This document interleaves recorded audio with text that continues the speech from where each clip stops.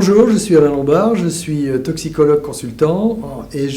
j'anime pour les techniques de l'ingénieur le stage d'une journée sur les perturbateurs endocriniens. Donc ce stage s'adresse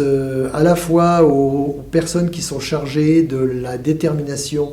des produits qui vont être utilisés dans les mélanges ou dans les produits formulés. Il s'adresse aussi aux toxicologues qui sont amenés à donner leur avis sur les produits qui leur sont proposés et à essayer de comprendre quels sont les tests qui sont faits et quels sont les résultats des tests et de comprendre l'impact que peuvent avoir les résultats de ces tests sur leur métier. Et puis en même temps, ça peut être intéressant pour les techniciens, les toxicologues techniciens qui, eux, vont réaliser ces tests, de comprendre comment ils vont pouvoir intégrer ces tests dans la stratégie de développement des produits des sociétés. Alors le stage se déroule sur une journée. Nous avons plusieurs chapitres. En fait, le premier, d'abord, puisqu'on s'adresse aux perturbateurs endocriniens, savoir comment fonctionnent les hormones, quelles sont les hormones qui sont en cause, et on passe un moment à rappeler quel est le mécanisme de fonctionnement des hormones sur les différents récepteurs nucléaires et la façon dont ça fonctionne au niveau des cellules. Ensuite, nous faisons le parallèle avec les perturbateurs endocriniens, comment les perturbateurs endocriniens peuvent travailler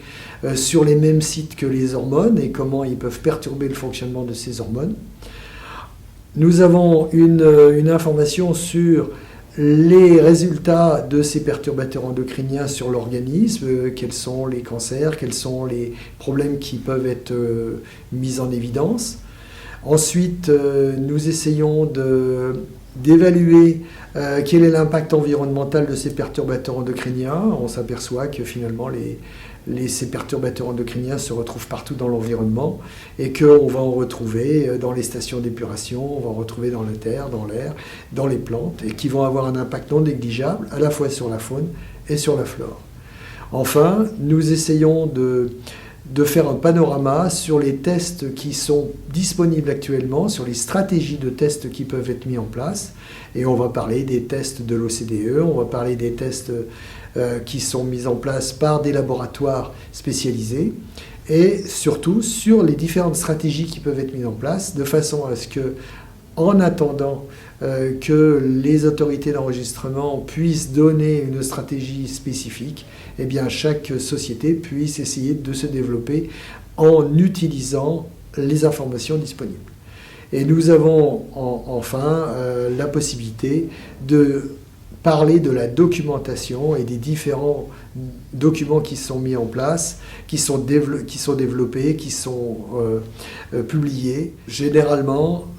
quand le stagiaire sort de cette formation, il a un point de vue suffisamment large pour pouvoir commencer à appréhender le problème des perturbateurs endocriniens, savoir où se renseigner, essayer